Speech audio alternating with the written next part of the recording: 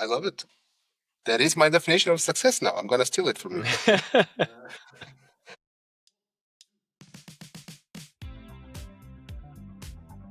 Welcome to Values Beyond Time, a podcast about personal development, marketing, and entrepreneurship, exploring timeless principles that have a lasting impact. Let's go beyond the noise and discover what really matters. Welcome to Values Beyond Time, a podcast where we explore timeless principles that can shape the future of personal development, marketing, and entrepreneurship. In a world filled with fleeting trends and quick fixes, we focus on meaningful conversations that can bring lasting impact. Our goal is simple, yet meaningful. We aim to empower you with actionable insights and genuine wisdom, bridging the gap between enduring values and today's rapidly evolving landscape.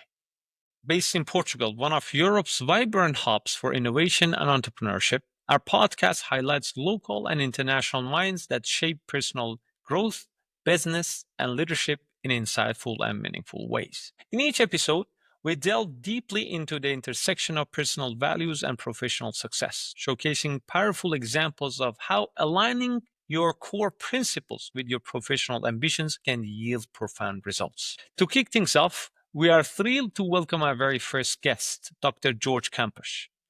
Jorge is an inspiring leader in education, AI, and psychology, recognized for his innovative approaches in personalized learning.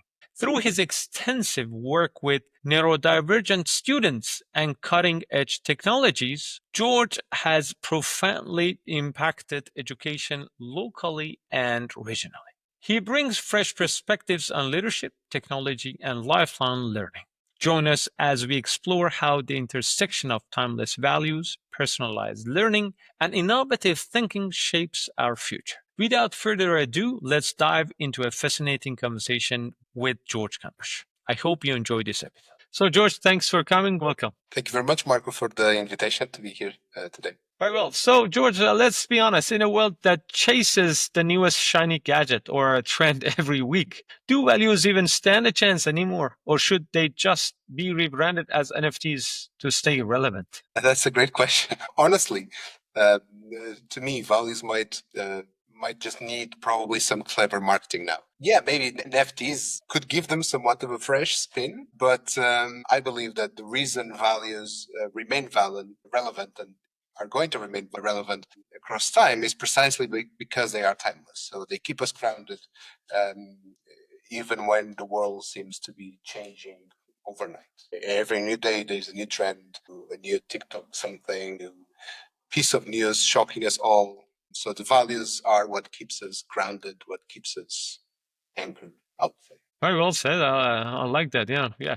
So, can you think of a fundamental personal value that you've held since you started your career that still serves as your guiding principle as of today? Personal value, I would say perhaps integrity. I think integrity has always been one of the things that I try to guide myself with since I started my career when I was 18, even before I was 18, since I started working. I think even when facing some challenges of asking for grades to be inflated at university because it looks good for the rankings, or every single piece of an ethical request from upper management has been met with a somewhat of a stern pushback from me, especially because I believe integrity is what makes us who we are and what makes us stand out from the crowd, I feel. So these decisions and decisions of integrity, others will look at them and they will trust us more. They will believe that our opinion cannot be swayed depending on which way the wind is blowing. I love what you said about integrity, and it's such an important component of our personality. But can you think about integrity and how has this component of your personality has changed or shaped your decisions throughout the years since you got to know about this principle? Yeah. So, as I said, ever since I started my career, integrity has been one of my guiding principles. So, I can recall back when I was one of my first jobs, I was a waiter at a boat. So, the boat in Porto, they would go up the river and back, up the river and back all day. and I was a waiter. And back then there was no tally on how much money we would receive from clients. So clients would pay for a coffee, for a drink, whatever, and we would just put it in our till, and that's it. There was no receipts, no nothing. But the thing is, and this is not only the right thing to say here publicly, but it's the truth. I never took a penny with me. Never ever took a single penny with me, and that's just an example. Back from when I was quite young, and that still follows me through different examples. Not only that doesn't happen anymore, not in the line of work that I am in, but I believe anything that is even now connected with ethical decision making, anything that is related with student plagiarism, is something that I value quite a lot and that I discuss with students, and that I make myself pretty clear before we start engaging in any sort of work. I make this my opinion heard quite strongly. If you can think about another term for integrity, what would you say? Imagine if someone wants to simply understand what does integrity mean. How would you describe it? I know that you have a baby, but I don't know if it's a boy or a girl. It's a girl. Okay, girl. So imagine your girl. What is her name? Emma. Emma. So imagine if you want to explain to Emma about integrity, how would you simplify it for her? Of course, I mean, Emma. That's a great question. How would I simplify integrity? I would say always be true to who you are. Always be authentic. Always fight for what's right, even if that sometimes might go against your best interests. I love that. Yeah. Perfect definition to simplify it for someone like that. Perfect. And except integrity, what timeless values have guided you throughout your career, particularly during the challenging moments? Timeless values, I think resilience is one of them. And I think resilience is a very important one. I tell this story to a lot of my students, but many of my students back when I teach at uni, they say, oh, I cannot go study abroad. I cannot go abroad. It's very expensive. My parents cannot afford it. So on. And I said, well, it was my case exactly the same. When I finished my undergrad, I wanted to do a master's abroad. I did not want to stay in Portugal. And well, we didn't have the means to afford studying in the UK, especially with those very expensive fees. But I went. I applied for a couple scholarships. I got 50% of my fees reduced. My parents did not pay 1 cent of my stay in the UK ever. I paid my fees. I paid my accommodation, my living there by studying during the day, sure. But then every day of the week, 40 hours a week, I was working from 5 p.m. to 1 a.m. So that's basically how I paid my way through my master's degree. That, I'm not gonna lie, that took quite a bit of a toll, especially on my mental health. I felt burned out quickly. But one thing that I believe people should look for and enhance, train a bit is their resilience.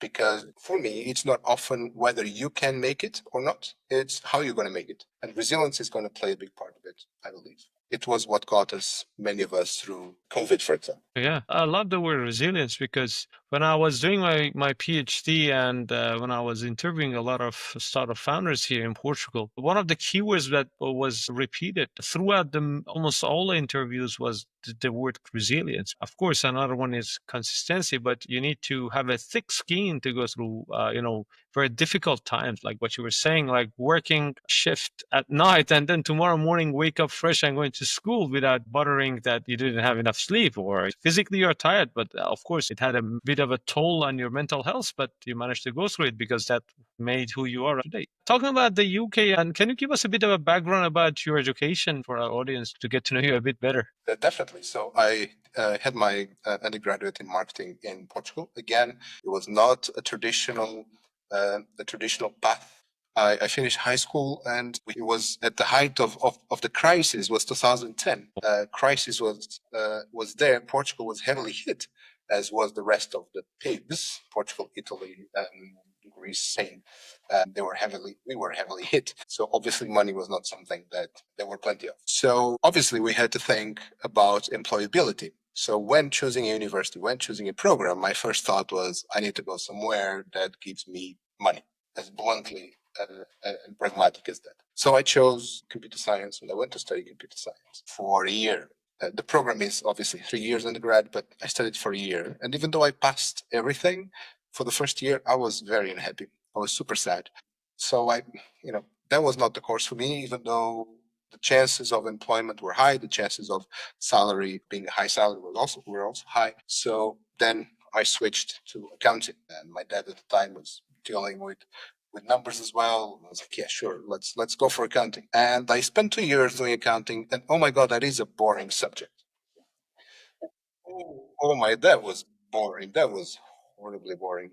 And apologies for those that do study accounting or are accountants, but I cannot. You need to have a passion for the numbers to be able to just go through it.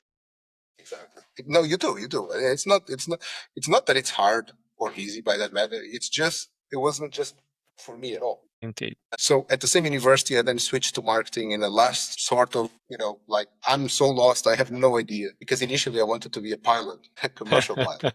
There was just no money to take the course, right? So I gave up on that idea. I even tried the Air Force at Wow. once, but it didn't pan out. So yeah, changed to marketing, did my marketing, finished my marketing undergrad.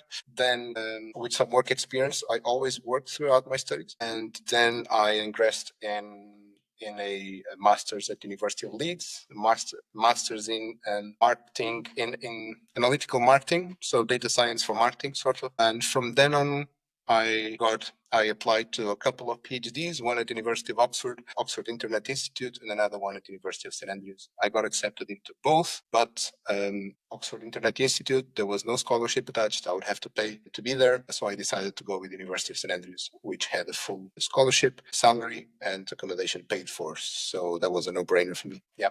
So that's basically it. And then later on, last year, I started and finished a master's in psychology, because I've been so interested about this world for quite some time. I've been publishing it. So I decided to formalize my education there and study a bit more about what makes us who we are. Such a thrilling journey. I think that's quite good because what I like about your story is the fact that you were not afraid of testing and trying stuff.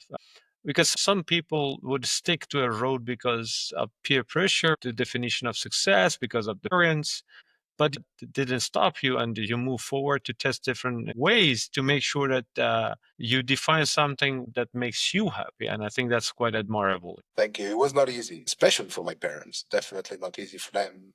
They were pressing me. Okay, you don't know what you want to do. We cannot keep at this. You need to go work. I was like, okay, just let's try marketing. Maybe that's gonna be it.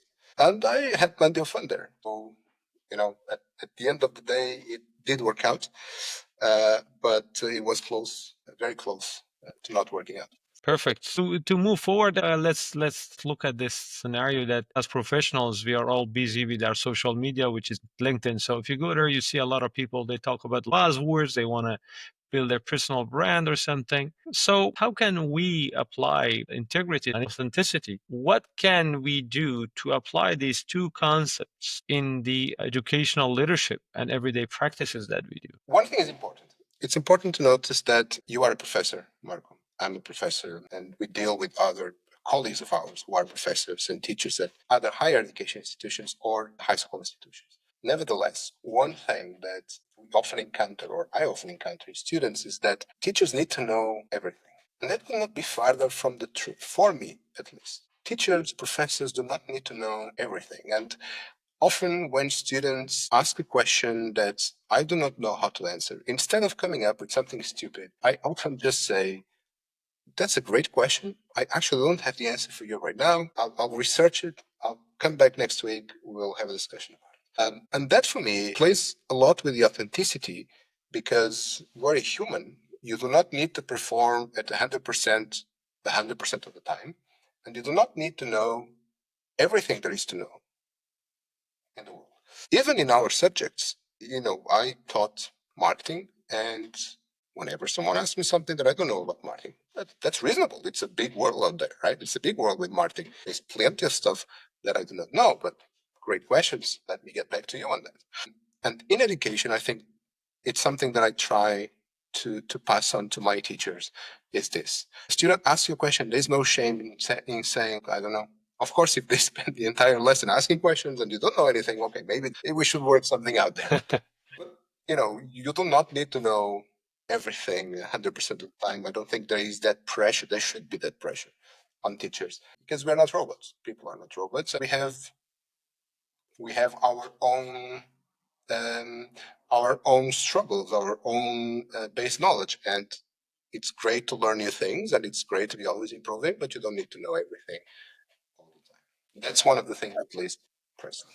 I like how you put it in a very nicely in a real scenario that there would be always these questions that we struggle to answer that because students, especially the young ones, they have access to a lot of information right now because of the technology that is quite accessible and widespread. It would have been super difficult for us to know everything. And because they have this thirst and hunger to learn more. So I would be happy to have those students in my class to push me, to go over and beyond what I know already. Because if you keep repeating the same concept, the same slides over and over and over again throughout the years, you would be obsolete.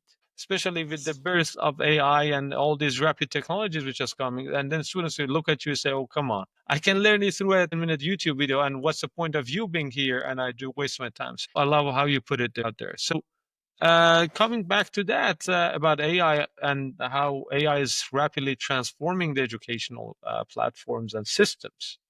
From your perspective, because you work extensively with AI, how is AI revolutionizing the way we approach teaching and especially learning today? Great question. Just to clarify, so when I studied my master's 10 years ago, it was already AI. We were learning predictive analytics. We were learning how to predict behavior, predict and give response based on data. So I've been working in the field for quite some time, and it's important that the audience, if there are some students, and there is some amongst my students, often there is some sort of doubts around this. AI is much more than generating content. It's much more than ChatGPT generating answers to questions. So to answer your question, we are not all the same. You and I are not the same. It's very unlikely that we find two people that are exactly the same, unless they are twins. Probably there's going to be a lot of similarities there. But with this, people learn differently. People have different ways of learning. Some might be more numerical, sure. Others might be working better late in the evenings. Others might learn better in the mornings. Whatever.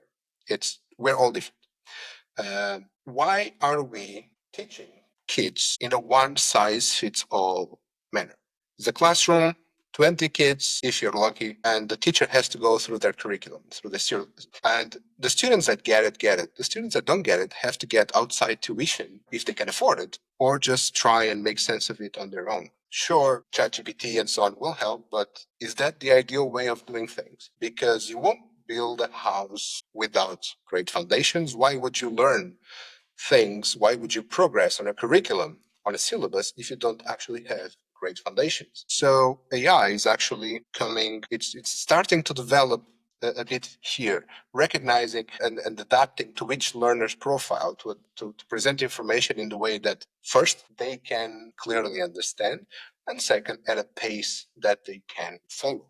Concretely speaking, with our students, we only move to the next subject if they absolutely have the basics there. Next unit, only if previous unit is thumbs up approved. Doesn't need to be perfect. It needs to be solid.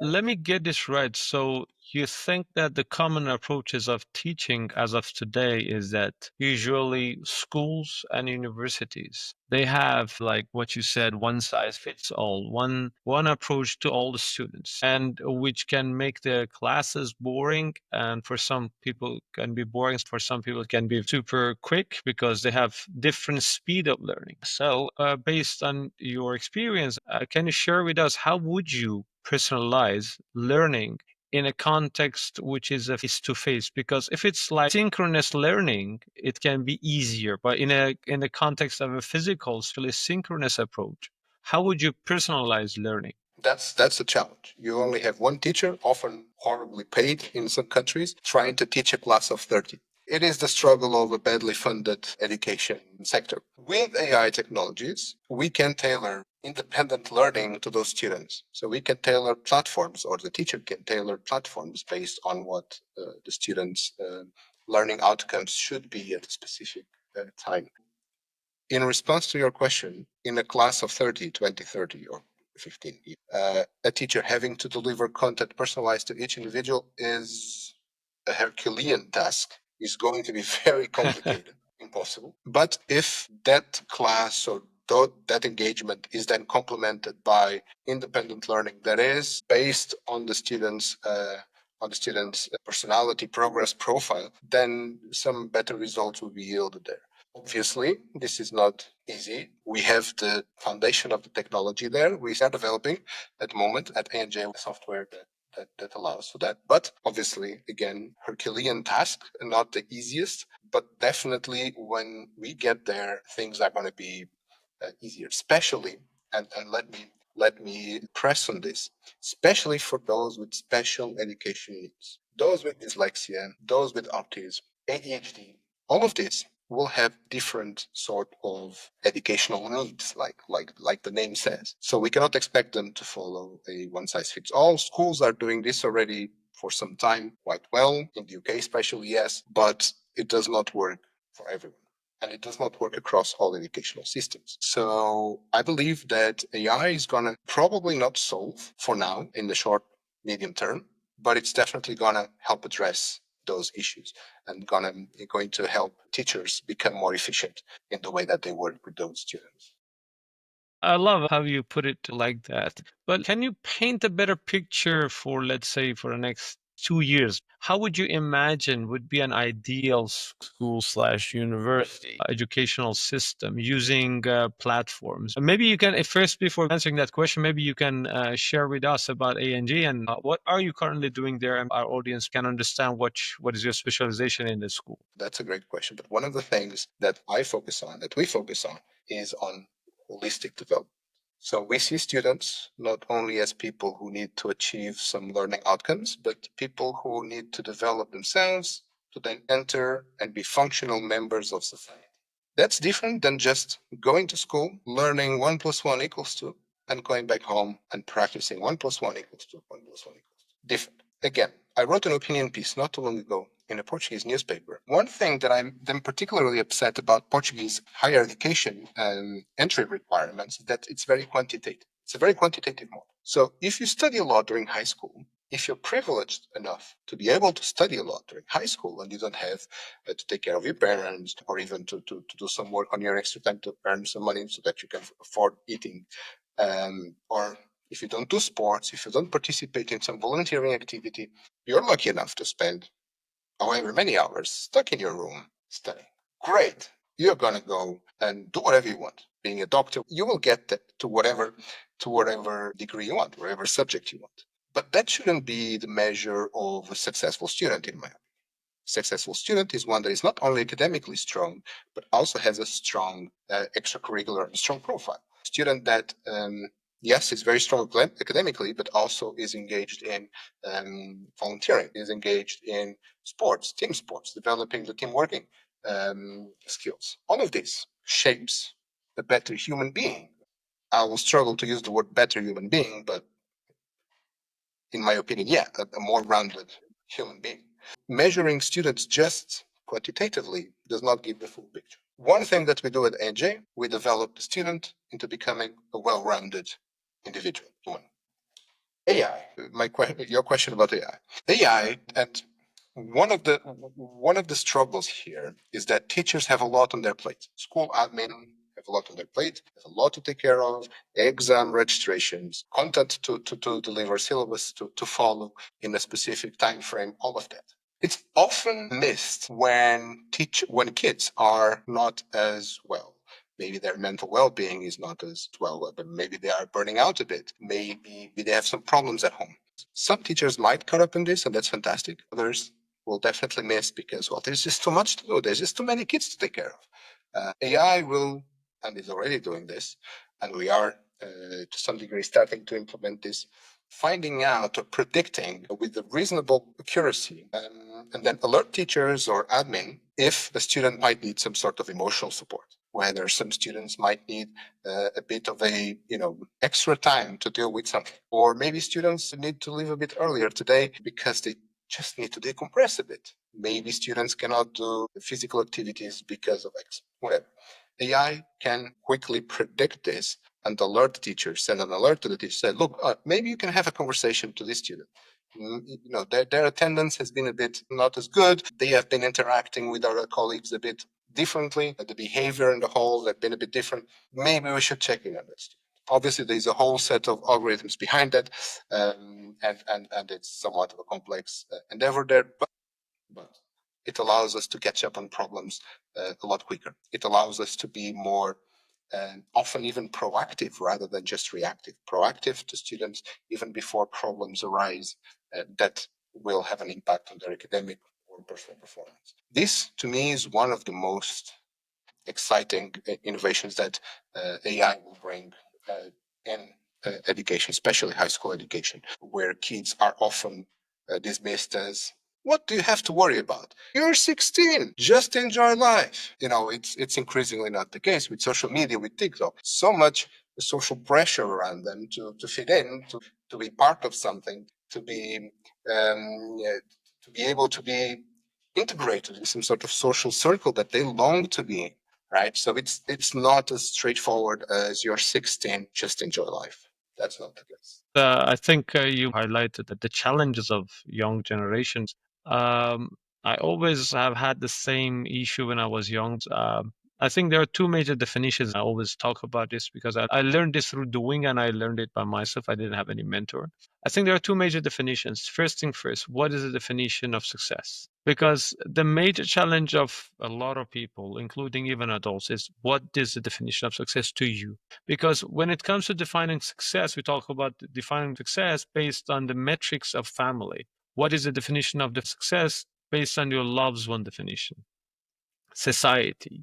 For example, someone can open up an organic cafe selling simple things and he or she would be happy. But someone can be working in a bank as a bank clerk and he or she would be happy. But the challenge is that your own dream or is it the definition of someone else? The next definition, which I think is even more important than that, is definition of happiness. I think the major challenge of us is how do we define happiness? What makes you happy? Obviously, happiness is not a state, a constant status of mind. It's just a matter of knowing what you want and pursuing it while you are just growing and overcoming the challenges that you have.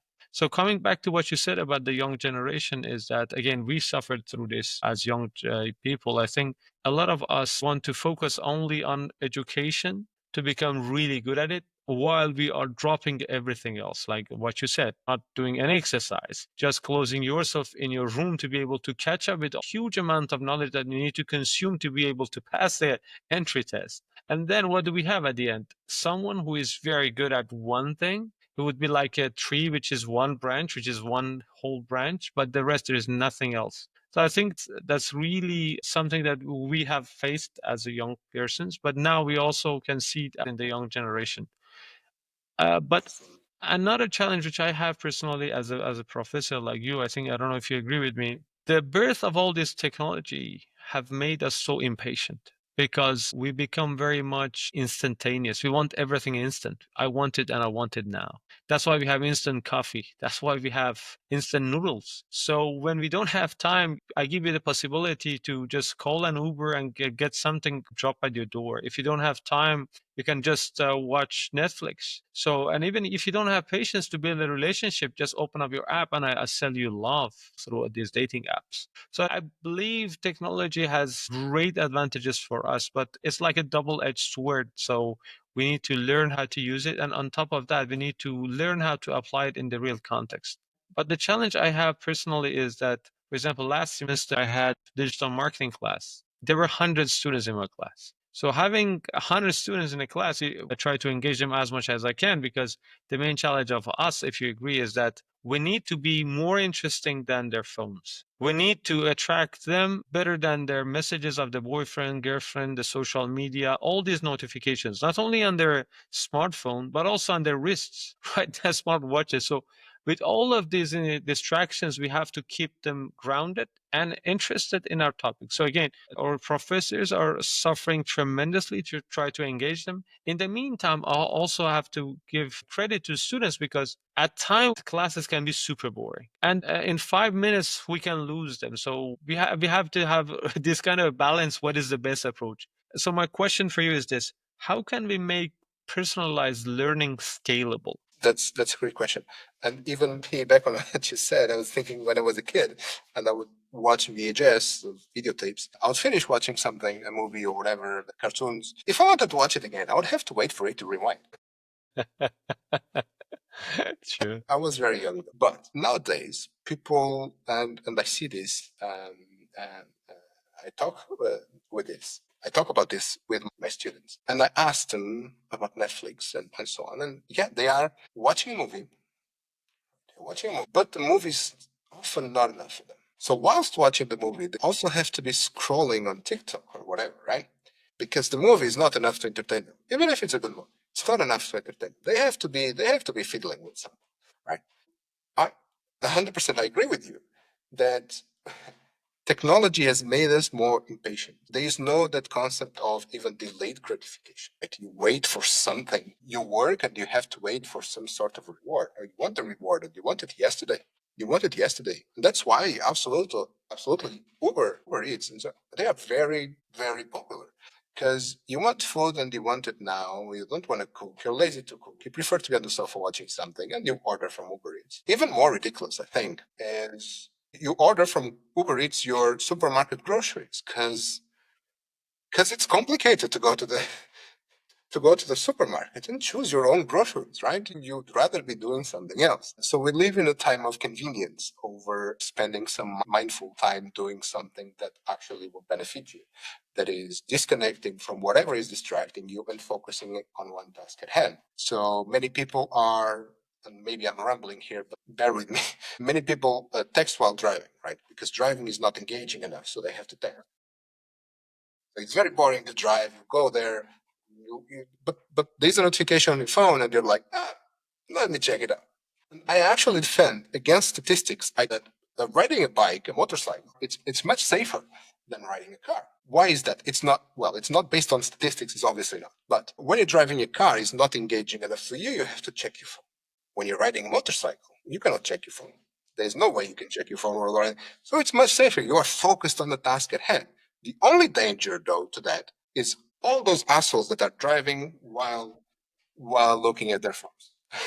True story. Yeah, I agree with you. I didn't look at it like that, but I agree with you because you don't have any other option. You don't have three hands, so you have to have the two hands on the handles and you need to focus on driving. Yeah, I love that. Yeah. So the only danger is the others, those that are not focused on the task at hand, that are busy doing something else while they should be driving. I think that's the biggest. Obviously, this is a stupid analogy here, but um,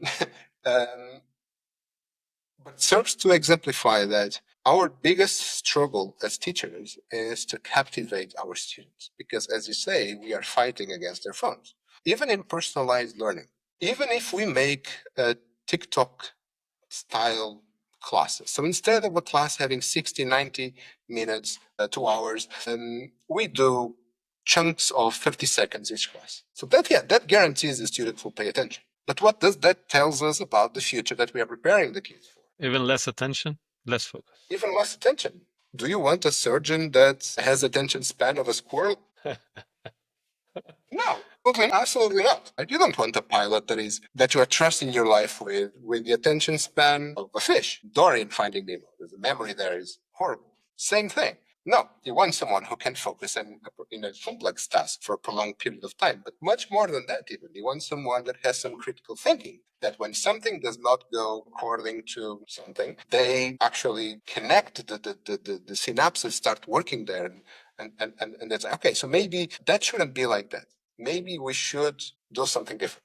Then that's what we should be preparing the kids for. A world where they can think for themselves instead of just taking everything for granted and all the information is true. I think you mentioned it very nicely because we are suffering from lack of focus and lack of attention. And on top of that lack of patience, we are getting more impatient. As you mentioned, we wanted everything now. So my question for you is that how can we have a balance between work, technology, personal passion, and also how can we locate some time to just unplug?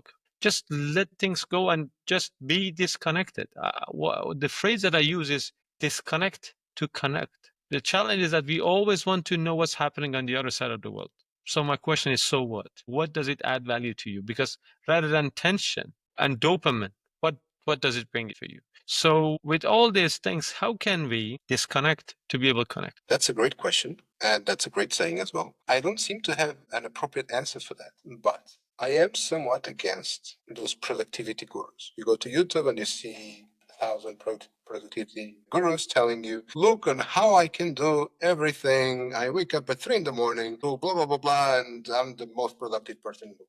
I'm against that. I'm against that because it promotes takes people to burnout, right? Not everyone works the same. Not everyone can wake up at 3 in the morning and 100% get to work. So that's one. Another thing is that we should be allowed to be lazy, not to be productive, without feeling guilty. Mm-hmm. I love that. What's wrong with that? What's wrong? What's wrong with spending one day in the sofa with a book, even Netflix, and just relax without having to think of, oh my God, I should have done 15 other things instead. But many people will feel guilty about this. Many people will look at YouTube and feel, oh my God, these other people, yeah, they did all of this. They are super successful, super famous. If instead of being lazy in the couch, I would have done that, maybe, my life would be different. I'm not saying for people to spend every day in their cell phone. I'm just saying for people not to feel guilty if they want to do absolutely nothing for a day. Just absolutely nothing. Just forget peer pressure, forget your parents calling you and say, hey, come by today. No, I'm not going to come by today. I want to rest. I'm lazy. I'm going to stay in the sofa all day. That's it. I'm not even going to walk the dog. The dog can pee and poop at home. That's his problem. I don't care. I'm going. I'm exaggerating again. But the point here, it's okay to be lazy. It's okay. And many people today think it's not and will feel guilty for being lazy and for doing nothing. And I think that's a problem. And one thing that I personally do, I started doing it this year, I deleted Facebook. Nothing else, just Facebook. And I stopped reading the news altogether. I started feeling that reading the news, engaging with YouTube comments and so on just made me feel, not going to say depressed, but made me feel down. And with everything that's going on in the world, just reading disasters after disasters just made me feel not very good with myself, not very good in the kind of world that we're living in. So I prefer to focus on the things that I can impact, the things that I can change, and focusing on who matters, which is me and my family. And that's really the only change I've done this year. Thanks for sharing your experience with that. And about disconnecting with news, I can share with you my own experience. It was at the peak of COVID, which was a lot of hoo-ha. I completely disconnect from everything, and because there was too much information coming in. And then as of today, I don't watch. I try my best not to, because as part of our business, we have to look what's going on. But to some extent, I try to reduce the input of information. Right now, I think an art that we need to practice is selecting what to feed our mind and ears, because that's foundational to our mental health. And especially like what you said, I think if I'm not mistaken, there was this actor who was famous, so saying that you need to reach a level that you can waste time in your own way. So it's like what you said, I want to waste my time in my own way and I don't want to feel guilty.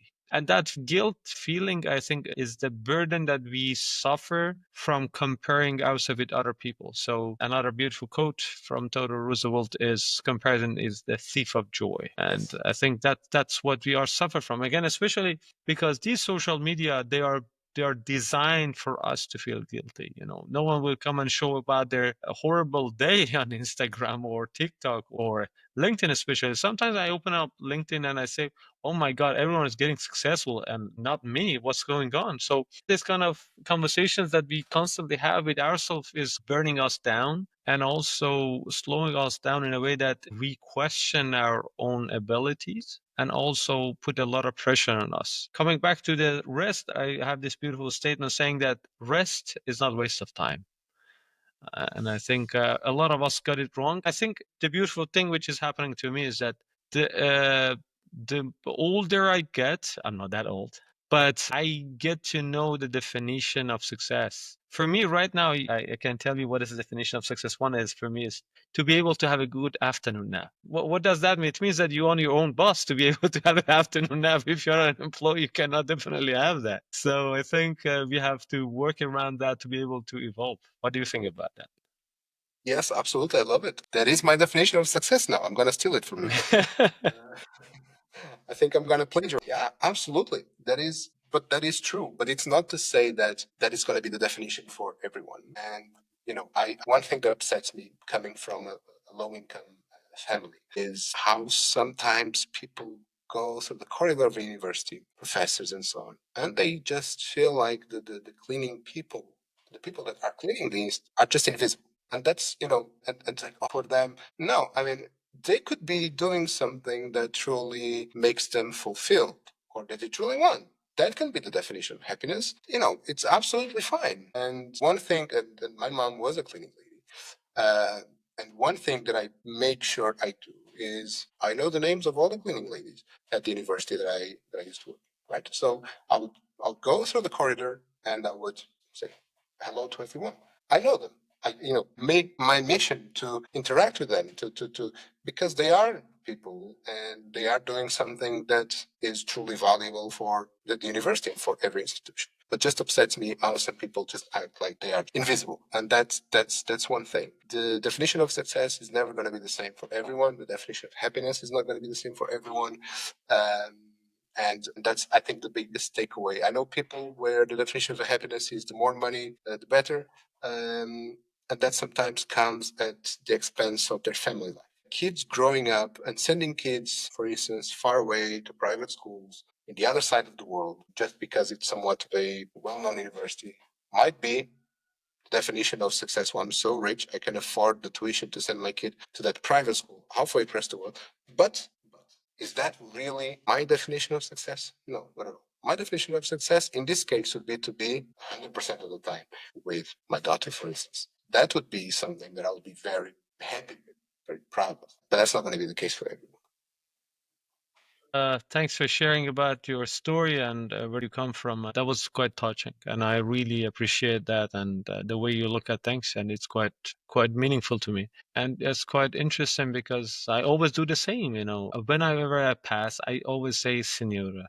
I always tell them, "How are you doing? How are things?" And again, sometimes have a chit chat because I think we tend to forget these three things. People love to be seen, feel important, and appreciated. These are foundational. And I think sometimes what is missing in our cultures is that we do not transfer this to the next generation. The way that you make people feel has a huge impact on the way that they do behave. Like on top of that, they should be authentic. It should be a genuine connection. It's that I care about you and I appreciate what you do. This is foundational to our society. I always believe that everyone is at their same level. Doesn't matter if you're a surgeon, because you're driving a Porsche, you are better than someone who is doing a menial job. To you, it might sound menial, but the important part is that that helps the whole ecosystem to run. For example, I have tremendous respect for the people who clean the streets to take out their garbage, because if they don't do their job, no one can survive in the city. Literally, those are the ones who care, and they do it with a good heart, regardless of what we think, if that's what makes them happy. That matters. Today, I was driving back from Braga and I was thinking about this definition. People see you through their own limitations. The second part to it is this: don't borrow their lens. See it through your own lens, because if you always tend to borrow their lens, it would limit your potential and your growth. For example, my father wanted always me to be an engineer. I never wanted to be that. And I told him from a very young age, I want to be a teacher. I love my job because I want to have this connection and proximity to the students. And it gives me such a privilege. I have been so privileged to be able to teach in different countries and receive different students from different cultures. Absolutely, 100%. Completely agree with you. To wrap up this conversation with two questions. How can we have this relationship between having a good educational system and technology and not to get lost in this overwhelming world of information? Great question, and quite tough to answer as well. I think one of the things that we should focus on or that we should press on in whatever education system we are living in is everything else that makes people interact with technology. So, um, I'm not discussing how people will learn how to use AI, prompt engineering, or how people would learn how to code. No. Every other thing that this could not teach us: how to think, how to behave as part of a society, how to be a good person. Seems somewhat trivial, seems somewhat stupid to be discussing this, but It is important. In a world where AI is becoming more and more autonomous, AI agents are a thing. They are doing the work from start to finish and delivering a deliverable.